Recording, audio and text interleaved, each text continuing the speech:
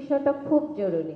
জাতীয় পুষ্টি সপ্তাহ উপলক্ষে রাজধানীতে আয়োজিত গোলটেবিল আলোচনায় পুষ্টিবিদদের পেশাগত স্বীকৃতি, নিবন্ধন এবং সক্রিয় ভূমিকা নিয়ে জোরালো দাবি উঠেছে। সুস্বাস্থ্যের বাংলাদেশ গঠনে পুষ্টিবিদদের সক্রিয় কার্যক্রম, নিবন্ধন ও পেশাগত স্বীকৃতি শীর্ষক এই আলোচনা আয়োজন করে ন্যাশনাল নিউট্রিশন অ্যাসোসিয়েশন NNA। মঙ্গলবার বিকেল 3:30টায় ঢাকা রিপোর্টার্স ইউনিটের শফিকুল কবির মিলনায়তনে অনুষ্ঠিত এই আয়োজনে পুষ্টিবিদ, চিকিৎসক, গবেষক সহ সংশ্লিষ্ট খাতের প্রতিনিধিরা অংশ নেন। আলোচনায় দেশের পুষ্টি খাতের বর্তমান অবস্থা, চ্যালেঞ্জ এবং সম্ভাবনা তুলে ধরা হয়। জাতীয় পুষ্টি পরিষদের পরিচালক ডক্টর মাহবুবুর রহমান বলেন, প্রতিটি জেলায় একজন করে সরকারি নিউট্রিশনিস্ট রাখার প্রস্তাব রাখা হয়েছে। পাশাপাশি পুষ্টিবিদদের জন্য নিউট্রিশন কাউন্সিলের মাধ্যমে লাইসেন্স প্রদান ব্যবস্থা চালুর বিষয়টি সরকারের কাছে উপস্থাপন করা হবে। বক্তারা বলেন, দেশে পুষ্টিবিদদের কার্যক্রমকে সুশৃঙ্খল করতে একটি শক্তিশালী নীতিমালা ও কাঠামো গড়ে তোলা জরুরি। Association of nutritionist and dietetic society of বাংলাদেশের সভাপতি ও বারডেম হাসপাতালের চিফ নিউট্রিশনিস্ট শামসুন নাহার মহু বলেন, ফুড অ্যান্ড নিউট্রিশন নিয়ে কাজ করলেই কেউ পুষ্টিবিদ হয়ে যায় না। ভুল প্র্যাকটিস রোধে পুষ্টিবিদদের আইনগত স্বীকৃতি জরুরি। এজন্য সরকারিভাবে নিবন্ধন বাধ্যতামূলক করা প্রয়োজন। একটা আইনগত সুরক্ষা থাকতেই হবে, যেটা বিএমডিসির আছে ডক্টরদের ক্ষেত্রে। আমাদের আইনগত সুরক্ষাটা থাকতে হবে যে যদি কেউ মেল করে তাহলে তার একটা পানিশমেন্ট বা তার কিছু একটা থাকবে। যদি কেউ ভালো করে, ভালো বলতে সে নর্মাল রুলস এবং নর্মস অনুযায়ী এগোবে, তাহলে এখানে কিন্তু ফুড অ্যান্ড নিউট্রিশন সায়েন্সে পাশ করা মানেই সবাই পুষ্টিবিদ না, এটা আগে বুঝতে হবে। লাইসেন্স কার জন্য? শুধুমাত্র যারা সেবা নিয়ে কাজ করছে, মানে অ্যাডভাইস দিচ্ছে, অর্থাৎ যারা মাল্টিডিসিপ্লিনারি গ্রুপের ভেতরে আছে। আমি যদি খুব ছোট করে বলি তাহলে ক্লিনিক্যাল ডায়েটিশিয়ানদের, ক্লিনিক্যাল নিউট্রিশনিস্টদের, এরাই শুধুমাত্র লাইসেন্সের অধিকারী। আলোচনায় উঠে আসে, পুষ্টি সেবায় মানদণ্ড নিশ্চিত না হলে সাধারণ মানুষের জন্য ঝুঁকি তৈরি হতে পারে।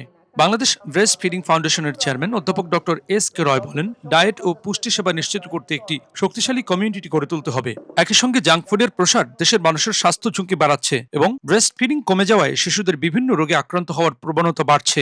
হেলদি ফুড, তার উপরে রিসার্চ করে ওরা অনেক কিছু বের করেছে, ভালোই। তারপরে এটার গতি প্রকৃতি কি, কিভাবে ইনফ্লুয়েন্স হচ্ছে, এখন এইগুলো তো আমাদের নিউ এরিয়া। কারণ আমাদের যে চ্যালেঞ্জগুলো এখন ছিল না, আর্থসামাজিক উন্নয়ন হয়েছে, তার সাথে সাথে ব্রেস্ট ফিডিং কমে গেছে। লেখাপড়া মায়েরা অনেক করছে, চাকরি অনেক করছে, ব্রেস্ট ফিডিং কমে গেছে।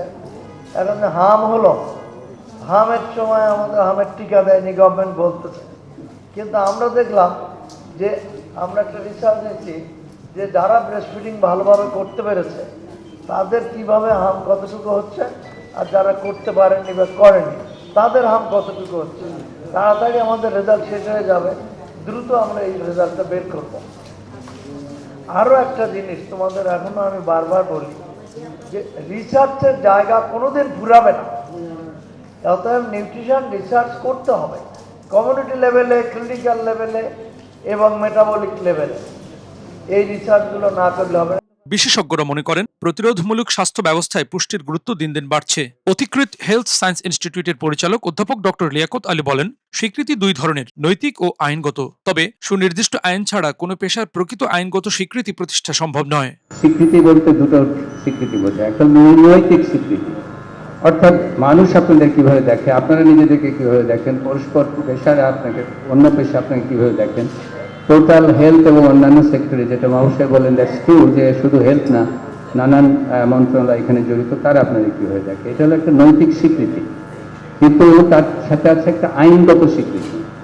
এই আইনগত স্বীকৃতিতে আপনাদের খুব কাঁচাছোলা বললে আইনগত স্বীকৃতি নেই, আপনাদেরকে আর নেই শুধু না, বাংলাদেশে শুধুমাত্র চিকিৎসকদের বাংলাদেশ মেডিকেল ডেন্টাল কাউন্সিল আছে এবং ফার্মাসিস্টদের রয়েছে ফার্মেসি কাউন্সিল, আর নার্সদের রয়েছে নার্সিং কাউন্সিল। আর কোনো পেশার, পাবলিক হেলথের নেই, ক্লিনিক্যাল সাইকোলজিস্টের নেই, ফিজিওথেরাপিস্টদের, আমি বলছি একটা মানে অন্যভাবে হয়েছে যেটার কোনো মানে নেই, এর সাথে টেকনোলজিস্টদের নেই, কারো নেই। অর্থাৎ অ্যালাইড হেলথ ওয়ার্কফোর্সের কারো কোনো আইনগত স্বীকৃতি নেই। তো এই জায়গাতে নাম্বার ওয়ান সংগ্রাম হতে হবে আইনগত স্বীকৃতি।